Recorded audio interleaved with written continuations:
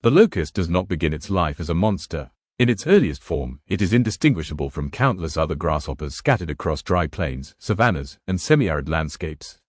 Solitary, cautious, and largely unnoticed, it feeds quietly on grasses and low vegetation, avoiding conflict and conserving energy. In this phase, the locust is simply another insect, another thread in the fabric of nature. But the locust carries within it a dormant potential that few organisms possess. Under the right environmental pressures, it becomes something else entirely. Rainfall is the first trigger. In regions where long droughts dominate, sudden and sustained rains transform the land. Dry soil softens, dormant seeds germinate, and vegetation explodes into life. For locusts, this abundance removes the constraints that normally keep populations low. Survival rates increase. Reproduction accelerates. Nymphs hatch in numbers far greater than usual. As density rises, behavior begins to change. Physical contact becomes unavoidable. Legs brush against legs. Bodies collide in tight spaces. This constant stimulation activates neurological and hormonal shifts within the locust's body. Serotonin levels increase, altering perception, tolerance, and movement patterns. The insect's brain, primitive yet highly responsive, rewires its priorities. Solitude becomes impossible. Proximity becomes normal. This is the beginning of transformation. Coloration shifts subtly at first. Muted browns and greens give way to brighter, more contrasting patterns. The locust becomes visually louder, no longer optimized for camouflage but for cohesion. Behavior follows. Individuals begin moving in the same direction, feeding simultaneously, reacting collectively to threats. What was once a scattered population becomes a coordinated mass. Anatomically, the locust is built for this moment. Its powerful hind legs, designed for escape, now serve migration. Its wings, efficient and durable, allow sustained flight over vast distances. Musculature and metabolism adapt to long periods of exertion. Energy is stored, burned, replenished, and burned again in a relentless cycle. Feeding behavior changes as well. The locust no longer samples. It consumes. Grass, leaves, crops, bark, anything green becomes fuel. The goal is no longer balance but momentum. Each individual feeds not just for itself, but to sustain the movement of the swarm as a whole. In this state, the locust ceases to function as an individual organism. It becomes a component of something larger, a biological force driven by feedback loops between environment, physiology, and behavior. No single locust controls the swarm, yet the swarm moves with purpose. Predators become irrelevant. Birds cannot consume fast enough. Reptiles are overwhelmed. Even human interventions struggle to slow the advance. The swarm darkens skies, muffles sound, and alters temperature beneath it. Plants disappear not gradually, but almost instantly. What remains is silence. The ground, once alive with vegetation, is reduced to stripped stems and bare soil. For ecosystems, this is both destruction and reset. For human societies, it has historically meant famine, migration, and collapse. Ancient texts, oral histories, and modern science all describe the same phenomenon. When locusts arrive, control is lost. Yet the locust does not act with intent. It does not invade. It responds. Its transformation is not a choice, but a consequence of conditions aligning. Remove the pressures, and the swarm dissolves. Density decreases. Behavior normalizes. Color fades. The monster returns to an insect. This duality defines the locust more than any other trait. It is both ordinary and catastrophic, depending entirely on context. A reminder that in nature, scale is fluid, and power does not always reside in size. This is only the first phase of its story. Once the transformation is complete, the locust no longer experiences the world as a solitary creature. Space itself changes meaning. Distance collapses. Individual survival is no longer calculated in isolation, but absorbed into the logic of the swarm. Movement becomes the dominant rule, overriding hesitation, preference, and even fear. A locust swarm is not chaotic, despite how it appears from a distance. It is structured by simple rules repeated millions of times. Each insect adjusts its speed and direction based on its immediate neighbors.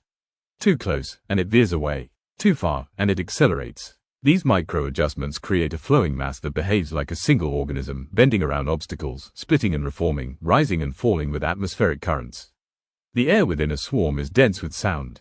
Wings beat continuously, producing a low, constant roar that carries for kilometers. This sound is not communication in the traditional sense, but it reinforces cohesion. Vibrations travel through the swarm, synchronizing movement and signaling shifts in direction. From the inside, there is no horizon, only bodies in motion. Feeding during this phase is relentless. Locusts land in waves, stripping vegetation with mechanical efficiency. They do not select leaves. They do not avoid bitter compounds. Chemical defenses that deter other herbivores become irrelevant under sheer volume. What one locust tolerates briefly, the swarm tolerates collectively. Plants are consumed faster than defenses can activate. As vegetation disappears, the swarm lifts again. Flight resumes almost immediately, driven by hunger rather than destination. Locusts do not migrate toward a known goal. They move toward green, guided by wind patterns, humidity gradients, and visual cues from the landscape below. A field that looks lush from the air may be gone within hours. Physiologically, this level of activity is extreme. The locust's metabolism operates near its limits. Energy intake must be constant to sustain flight and feeding cycles. Muscles heat rapidly, requiring airflow to prevent overheating. The swarm itself creates microclimates, altering temperature and humidity beneath it. In some cases, this can affect local weather patterns, intensifying heat or reducing evaporation from the ground. Rest, in the human sense, does not exist. Locusts pause only briefly, often at night, clinging to whatever remains of vegetation or settling on bare ground. At dawn, movement resumes. The cycle repeats until food becomes scarce or environmental conditions change. The scale of these events defies intuition. A single swarm can contain billions of individuals, covering hundreds of square kilometers. The biomass involved rivals that of large vertebrate migrations, yet it is composed entirely of insects.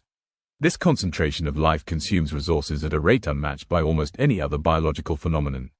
For ecosystems, the impact is immediate and severe. Herbaceous plants vanish, seedlings are destroyed, trees may survive, but their leaves are stripped, reducing photosynthesis and weakening long-term growth.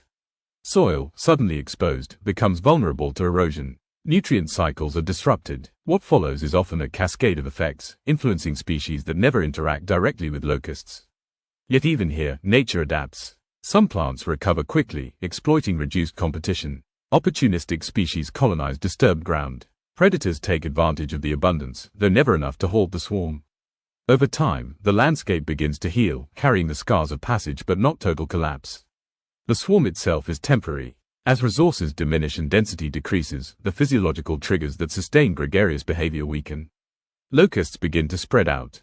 Contact becomes less frequent. Coloration dulls. Aggression subsides. Slowly, almost imperceptibly, the swarm dissolves back into individuals. This reversibility is key. The locust is not permanently transformed. It exists in a state of potential, capable of shifting between modes as conditions demand. This flexibility is what makes it so dangerous and so successful. The swarm is not an invasion force. It is an emergent phenomenon, born from abundance and pressure, sustained by feedback, and ended by scarcity. It has no memory, no strategy, no intent beyond the immediate present. And yet, its effects linger long after it has passed. For as long as humans have cultivated land, locusts have followed. Long before modern agriculture, before written language stabilized memory, before borders existed, swarms moved across the same fertile regions that early civilizations depended upon. Where humans gathered to grow food, locusts found abundance. This overlap was inevitable, and its consequences were profound. Ancient societies recorded locust invasions not as ecological events, but as omens. Crops vanished overnight. Fields that promised harvest turned to dust. Famine followed with a brutal logic. When food systems collapsed, so did social order. Migration, conflict, and disease often trailed in the wake of a swarm. In this way, locusts indirectly shaped human history, influencing settlement patterns, trade routes, and even political stability. What made locusts particularly terrifying was their unpredictability. Unlike droughts or floods, which often give warning signs, swarms could appear suddenly, carried by winds from distant regions. A farmer could do everything right and still lose everything. This uncertainty embedded itself deep in cultural memory, transforming the locust into a symbol of uncontrollable loss. As agricultural science developed, humans attempted to fight back. Early methods were physical and communal, digging trenches, lighting fires, beating drums, and collecting insects by hand. These efforts were labor-intensive and largely symbolic. Against billions of insects moving as one, individual action meant little. The industrial age introduced chemical control. Insecticides promised efficiency, and for a time, they delivered. Swarms could be reduced, outbreaks delayed. But the cost was high. Non-target species suffered. Soil and water systems absorbed toxins. Locust populations, driven by rapid reproduction and genetic variability, adapted. Resistance emerged. The cycle resumed. Modern approaches reflect a deeper understanding of the locust as a system rather than an enemy. Satellite monitoring tracks vegetation growth and rainfall patterns, identifying regions at risk of outbreaks. Early intervention focuses on preventing population density from reaching the threshold that triggers gregarious behavior. Biological controls, habitat management, and targeted chemical use aim to disrupt transformation rather than confront swarms at full scale. Climate change complicates these efforts. Shifting weather patterns create new zones of suitability, allowing locusts to expand into regions previously unaffected. Unpredictable rainfall produces bursts of vegetation followed by sudden scarcity, ideal conditions for swarm formation. The result is increased frequency and intensity of outbreaks, testing the limits of current control strategies. Yet even as technology advances, the fundamental challenge remains unchanged. Locusts are not an external threat introduced into ecosystems. They are native components responding to environmental signals. Attempts to eliminate them entirely risk destabilizing the very systems humans rely upon. There is also a moral dimension to this conflict. Human agriculture simplifies landscapes, concentrating food into dense, uniform patches. This efficiency feeds billions, but it also creates perfect conditions for outbreaks.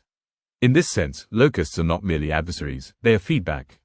They expose the vulnerabilities inherent in large-scale monoculture and force a reckoning with how food systems are designed. In some regions, communities have begun to reframe their relationship with locusts. Rather than viewing them solely as pests, they are harvested as food, rich in protein and nutrients. This practice does not stop swarms, but it transforms disaster into resource, reducing waste and increasing resilience. It is a reminder that coexistence, even under pressure, can take unexpected forms. Ultimately, the struggle between humans and locusts is not a war that can be won. It is an ongoing negotiation between biology, climate, and human ambition. Each outbreak reveals weaknesses, prompts innovation, and reshapes understanding. The locust endures not because it defies control, but because it is woven into the same systems humans depend upon. And as long as those systems exist, the locust will return. In the end, the locust is not a villain, nor is it a force of punishment. It is a mirror. What it reflects is the underlying logic of living systems pushed to their limits. Where balance holds, the locust remains quiet. Where abundance spikes and pressure builds, it transforms. The swarm is not an invasion, it is an expression. Across geological time, locusts have endured ice ages, continental shifts, and mass extinctions. Their success lies not in strength or intelligence, but in plasticity. They exist in a state of readiness, able to switch strategies when conditions demand it.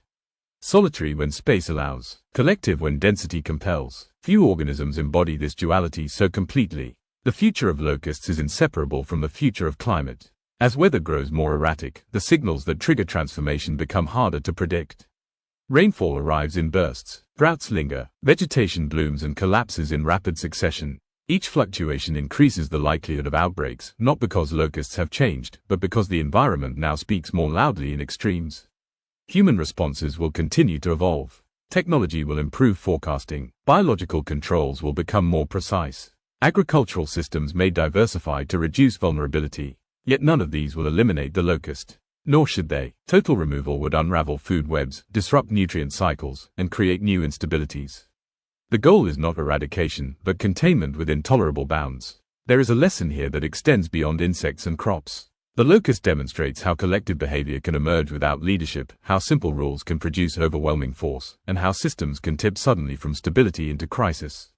These patterns appear not only in ecology, but in economics, societies, and technologies. The swarm is a biological warning written in wings. To watch a locust swarm from a distance is to witness scale made visible.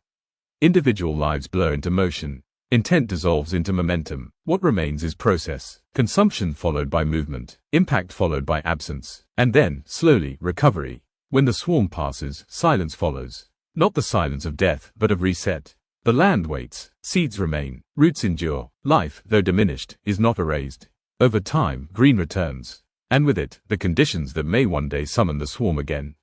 The locust does not remember past devastations. It does not plan future ones. It responds, precisely and relentlessly, to the present moment. In that sense, it is brutally honest. It exposes the cost of imbalance without judgment or hesitation. In a world increasingly shaped by human hands, the locust reminds us that control is never absolute. Systems push back. Patterns reassert themselves. The swarm is not chaos. It is order operating at a scale we struggle to manage. And so the locust remains what it has always been, ordinary in isolation, extraordinary in convergence. A creature small enough to ignore, powerful enough to reshape landscapes. Not a myth, not a curse, but a consequence. When nature speaks in numbers, the locust is its voice.